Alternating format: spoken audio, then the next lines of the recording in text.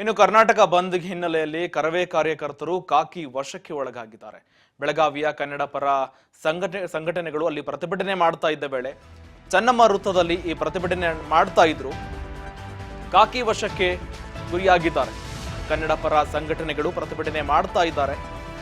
ಚನ್ನಮ್ಮನ ವೃತ್ತದಲ್ಲಿ, ಬೆಳಗಾವಿಯ ಚನ್ನಮ್ಮ ವೃತ್ತದಲ್ಲಿ ಪ್ರತಿಭಟನೆ ಮಾಡ್ತಾ ಇದ್ದಾಗ ಕಾಕಿ ವಶಪಡಿಸಿಕೊಂಡು ಕರ್ನಾಟಕ ಬಂದ್ ಹಿನ್ನೆಲೆ ಕರವೇ ಕಾರ್ಯಕರ್ತರು ಕಾಕಿ ವಶಕ್ಕೆ ಗುರಿಯಾಗಿದ್ದಾರೆ. ಬೆಳಗಾವಿಯ ಚನ್ನಮ್ಮನ ವೃತ್ತದಲ್ಲಿ ಪ್ರತಿಭಟನೆ ಮಾಡ್ತಾ ಇದ್ದಾರೆ. ಈ ಪ್ರತಿಭಟನೆ ವೇಳೆಯಲ್ಲಿ ಕಾಕಿ ವಿರುದ್ಧವಾಗಿ ಏನು ಆಕ್ರೋಶ ಕೂಗ್ತಾ ಇದ್ರು, ಜೊತೆಗೆ ಸರ್ಕಾರದ ವಿರುದ್ಧ ಧ್ವನಿ ಎತ್ತುತ್ತಾ ಇದ್ರು. ಕಾಕಿ ವಶಪಡಿಸಿಕೊಂಡಿದೆ. ಪೊಲೀಸರ ವಿರುದ್ಧ ಜೊತೆಗೆ ಆಕ್ರೋಶ ಕೂಡ ಹೊರ ಹಾಕ್ತಾ ಇದ್ರು ಕನ್ನಡ ಪರ ಸಂಘಟನೆಗಳು. ಈಗ ಕಾರ್ಯಕರ್ತರ ಜೊತೆಗೆ ಕನ್ನಡ ಪರ ಸಂಘಟನೆಗಳು ಕಾಕಿ ವಶಕ್ಕೆ ಒಳಗಾಗಿದೆ.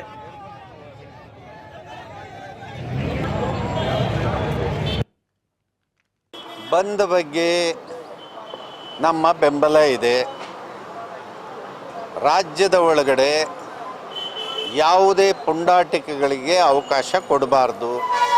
ಅದು ಯಾವುದೇ ಭಾಷಿಕ ಇರಲಿ, ಯಾವುದೇ ಪ್ರದೇಶದ ಜನ ಇರಲಿ, ಒಬ್ಬರ ಮೇಲೆ ಒಬ್ಬರು ಯಾವುದೇ ರೀತಿಯ ಕಾನೂನು ಉಲ್ಲಂಘನೆ ಮಾಡಿದರೆ ಸರ್ಕಾರ ತತ್ಕ್ಷಣವೇ ಕಾನೂನು ಕ್ರಮವನ್ನು ಕೈಗೊಂಡ್ರೆ ಇಂಥ ಒಂದು ಚಟುವಟಿಕೆಗಳು ಬಂದಾಗತ್ತೆ.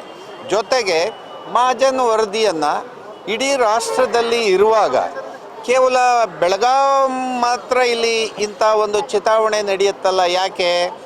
ಕೇವಲ ರಾಜಕೀಯ ಕಾರಣಗಳಿಗೆ, ರಾಜಕೀಯ ಲಾಭ ಪಡೆಯೋದಕ್ಕೆ ಇಂಥದ್ದನ್ನು ಆಗಾಗ ಇದನ್ನು ಹುಟ್ಟಾಕ್ತಕ್ಕಂಥದ್ದು ನಡೆಯುತ್ತೆ.